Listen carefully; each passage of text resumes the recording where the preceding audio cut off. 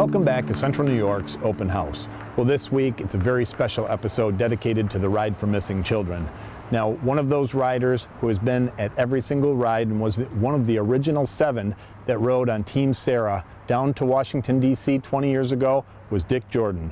Recently, he stopped by the showroom and visited with Jill and I, told us a little bit about what's behind the ride, the meaning of the ride, and some special events that surround it this year.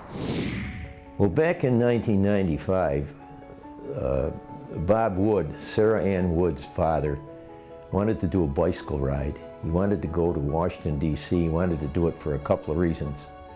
One, he wanted to honor the memory of his abducted and murdered daughter, Sarah.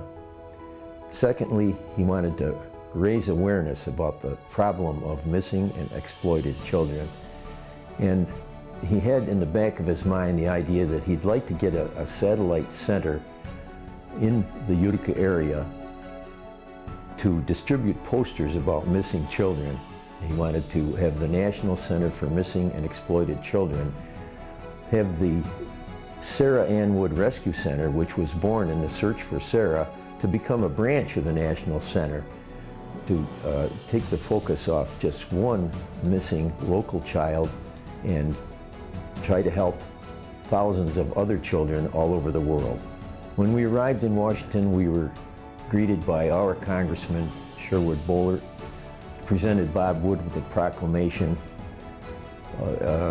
thanking him for all the work he's done for missing and exploited children. Also there to greet us was the entire 6th grade class from Thomas Jefferson School in North Utica.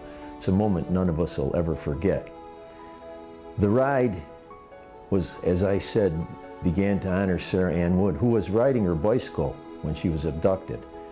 So to this day, we use the bicycle as our tool and our method of carrying our message of safety and hope to the hundreds and thousands of children that we visit along our journey.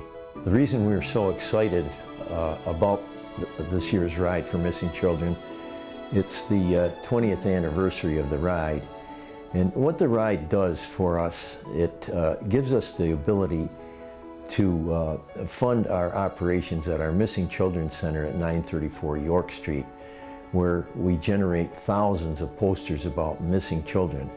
But also another component of what we do at our office, our staff at our office, our program director, they educate thousands of children on different ways that they can be safe in their communities, be safe on the internet, all kinds of special programs, child IDs. The Ride for Missing Children and the funds we raise enables us to carry on this very important work. After we complete our ride, our local ride here on May 15th, the very next day, we'll begin a new adventure. We call this new adventure the Ride of Hope. We're going to travel once again to Washington, D.C. and Alexandria, Virginia to commemorate our 20th year that our Missing Children Center here in Utica has been open.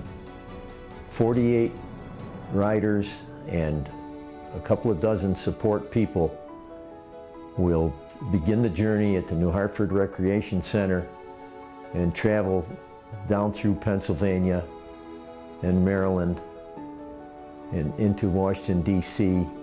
and then on to Alexandria. We're very excited about carrying our message to many other school children along the way. We plan on stopping at 4 schools along the way.